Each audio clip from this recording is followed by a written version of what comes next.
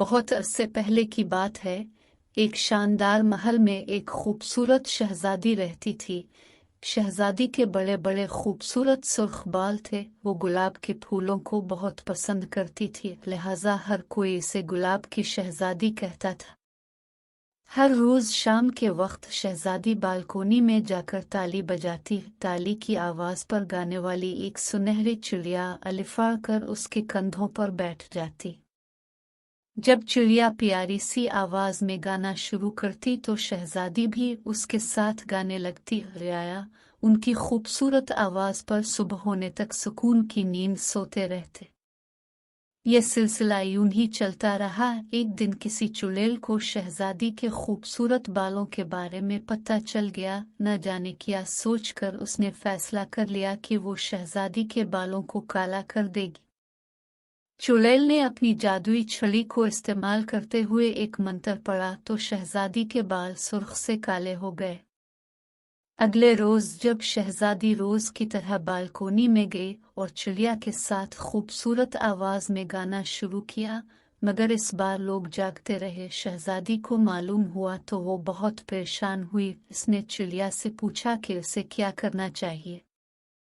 चिड़िया की बताई हुई तरकीब पर अमल करते हुए इसने गुलाब की पत्तियों को पानी में डाला और थोड़ी देर बाद इस पानी से अपने बाल धोए तो इसके बाल पहले की तरह सुर्ख और खूबसूरत हो गए। और रोज की तरह जब वो शहजादी चिड़िया के साथ गाना गाती तो रियाया मीठी नींद सो जाती।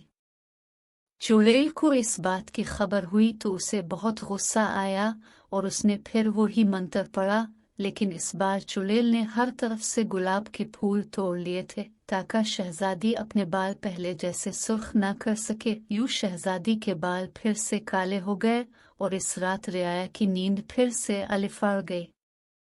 शहजादी बालकोनी में खड़ी होकर रोने लगी कि अब इसके बाल पहले जैसे कभी नहीं हो सकते।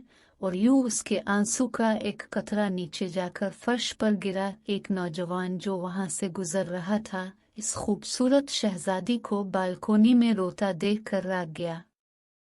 इसके पास एक संदूक था जिसमें से इसने सुर्ख रंग का एक बाल निकाला और उसको आंसू के कतरे पर रखा जो शहजादी की आंखों से गिरा था। देखते ही देखते वो सुर्ख रंग का बाल गुलाब के फूल में बदल गया। शहजादी ये देखकर बहुत हैरान हुई और उसने जल्दी से इस गुलाब के फूल को पानी में डालकर इससे अपने बाल धोए और यूं इस चुड़ैल का जादुई असर खत्म हो गया।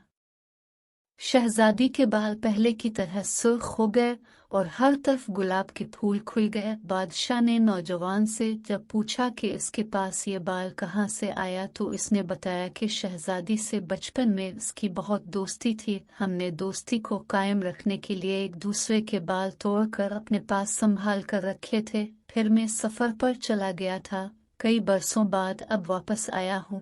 ये सुनकर बादशाह खुश हुआ और दोनों की शादी कर दी।